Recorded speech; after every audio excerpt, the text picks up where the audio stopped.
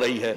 और एक और महत्वपूर्ण बात हुई है कि जम्मू कश्मीर अब ओपन डिफेकेशन फ्री स्टेट बन गया है, यानी सफाई हो गई है, पर अभी और बहुत सी सफाई होनी बाकी है। क्योंकि सफाई अभी जरूरी है, क्योंकि जो लोग जम्मू कश्मीर की शांति भंग करने के लिए बहुत प्रयत्नशील हैं, उनकी भी सफाई सरकार पूरी ईमानदारी से करेगी। और जानते हैं क्या है कि अब वो लोग छुप गए इधर उधर और जाकर कायराना हरकतें कर रहे हैं। मगर चिंता मत करिए, यूपी में बुलडोजर चला था, कश्मीर में वैक्यूम क्लीनर चलेगा और ढूंढ ढूंढ कर जहां से है उनकी पूरी सफाई करने की व्यवस्था की जाएगी।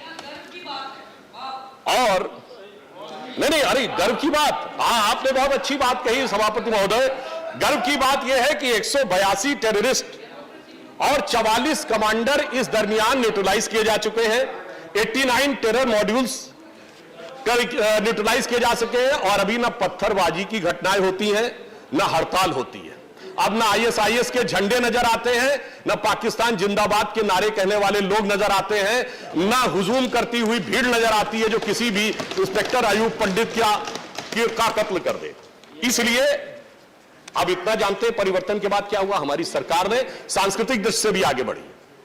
हमने वहां पर हाउस बोट फेस्टिवल भी किया है, हमने वहां पर सूफी फेस्टिवल भी किया है, हमने कृष्ण जन्माष्टमी भी बनाई है।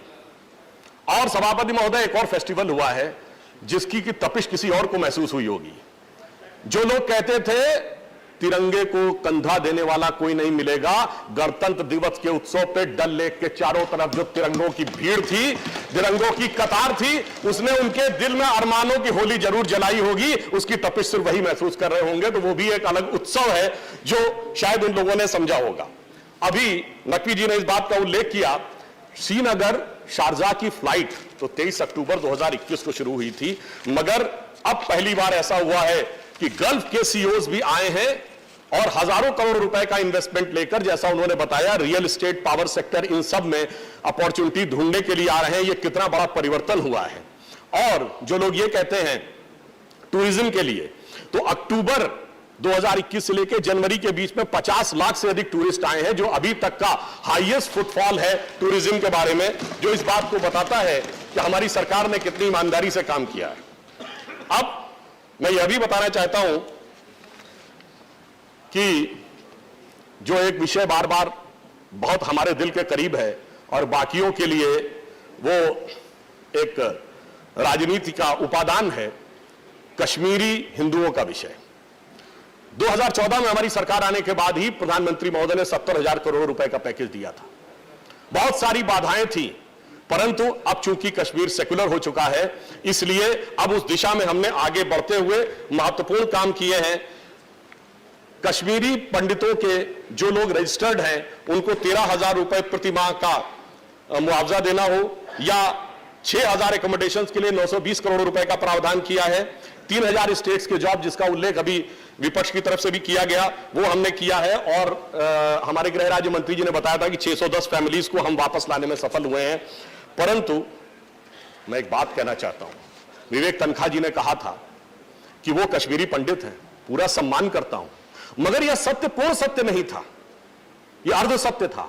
क्योंकि ये सिर्फ कश्मीरी पंडित नहीं है, ये एक ऐसी पार्टी के नेता के प्रतिनिधि हैं जो गोत्र बताकर, जनेऊ दिखाकर अपने को कश्मीरी पंडित बताते हैं, और मगर वो जिस राज्य से सांसद होते हैं वहां की इकाई लिखती है केवल 399 की डेथ हुई थी, इनके साथ तो कुछ खास हुआ ही नहीं था। बाद में भले ही वो ट्वीट डिलीट हो गया, मगर आपकी नीयत डिलीट नहीं हो सकी। इसलिए मैं ये कहना चाहूंगा उन कश्मीरी पंडितों की तरफ से जो लोग कहते हैं कि उनके साथ तो कुछ खास हुआ नहीं था, कि बहुत जुदा है इस दर्द की कैफियत मेरी, बहुत जुदा है इस दर्द की कैफियत मेरी, इधर मेरे दर्द की इंतहा नहीं और तू कहता है कि जख्म दिखता नहीं। और महत्वपूर्ण बात यह है सभापति महोदय, इनको जख्म नहीं दिखता है, मगर वो लोग जो कहते थे आतंकवाद का मजहब नहीं होता है, उन्हें एक चलचित्र में आतंकवाद का मजहब दिखता है, एक मूवी में आतंकवाद का मजहब दिखता है। और वो सिर्फ देखते ही नहीं है, आतंकवाद से जोड़ते ही नहीं है, आतंकवाद के उसको ओढ़ लेते हैं और ओढ़ के पूरी कम्युनिटी को उड़ा देने की कोशिश करते हैं।